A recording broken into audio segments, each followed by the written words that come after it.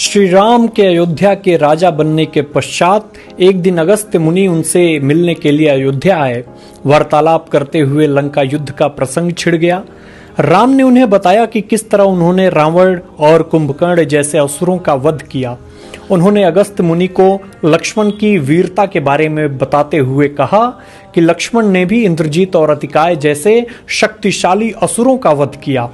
ये सुनकर अगस्त्य मुनि ने श्री राम से कहा कि भले ही रावण और कुंभकर्ण महान योद्धा थे, परंतु लक्ष्मण ने इंद्रजीत का वध किया, इसलिए वे सबसे बड़े योद्धा हुए।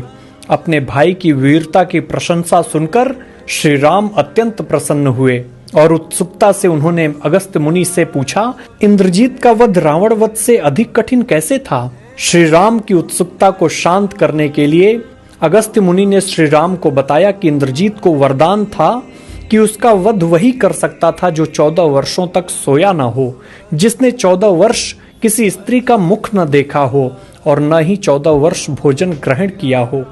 ये सुनकर श्री राम बोले, वनवास के समय मैं नियमित रूप से लक्ष्मण को उनके हिस्से के फल फूल देता रहा हूँ।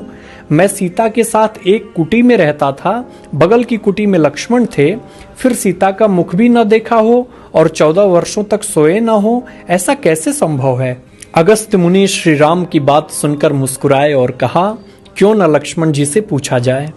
अपने प्रश्नों के उत्तर जानने के लिए श्री राम ने लक्ष्मण जी को बुलाया और कहा कि हम तीनों 14 वर्षों तक साथ रहे, फिर तुमने सीता का मुख कैसे नहीं देखा? फल दिए गए फिर भी अनाहारी कैसे रहे और 14 वर्षों तक बिना सोए कैसे रहे? लक्ष्मण जी ने श्री राम को बताया कि मैंने कभी सीता माँ के चरणों के ऊपर देखा ही नहीं।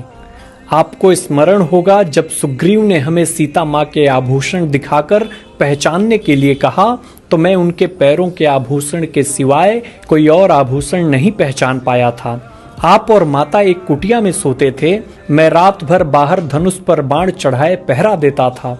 जब निद्रा ने मुझ पर नियंत्रण लाने का प्रयत्न किया तो मैंने निद्रा को अपने बाणों से वेध दिया था।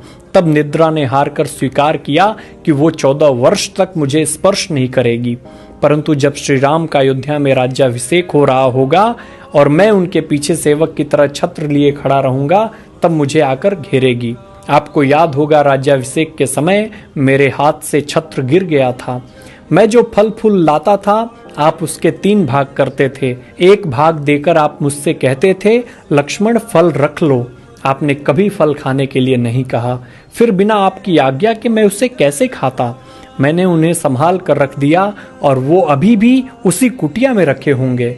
श्री राम के कहने पर लक्ष्मण जी चित्रकूट की कुटिया में से उन सभी फलों को टोकरे में रखकर ले आए और दरबार में रख दिया। जब फलों की गिनती शुरू हुई तब उसमें देखा कि 7 दिन के हिस्से के फल नहीं थे। उन 7 दिनों के हिस्से के फलों के बारे में लक्ष्मण जी ने बताया कि उन 7 दिनों में फल आए ही नहीं थे। वो इस प्रकार है, जिस दिन हमें पिताश्री के स्वर्गवासी होने की सूचना मिली हम निराहारी रहे। जिस दिन रावण ने सीता माता का हरण किया उस दिन फल लाने कौन जाता? जिस दिन समुद्र की साधना कर आप उससे राह मांग रहे थे, जिस दिन आप इंद्रजीत के नागपाश में बंधकर दिन भर अचेत रहे, जिस दिन इंद्रजीत ने मायावी सीता को क्षति पहुंचाई थी, हम शोक में रहे। जिस दिन रावण ने मुझे शक्ति मारी और जिस दिन आपने रावण वध किया, इन 7 दिनों हमने भोजन नहीं किया। विश्वामित्र मुनि से मैंने एक अतिरिक्त विद्या का ज्ञान लिया था, बिना आहार किए जीने की विद्या।